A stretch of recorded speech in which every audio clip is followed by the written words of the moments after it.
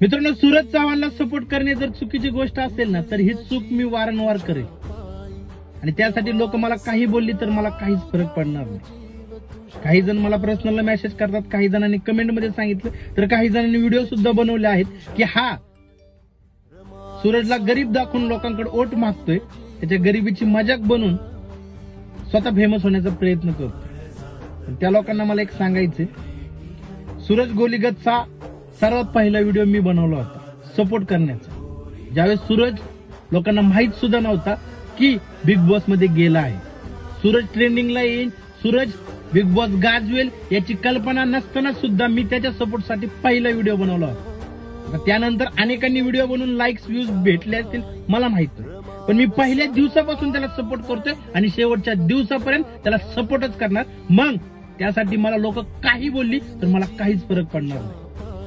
मित्रांनो, सांगायचे की सूरज या वीक मध्ये सुद्धा नॉमिनेट झाला आहे। आतल्या लोकांनी त्याच्या बरोबर पॉलिटिक्स चालू केली आहे।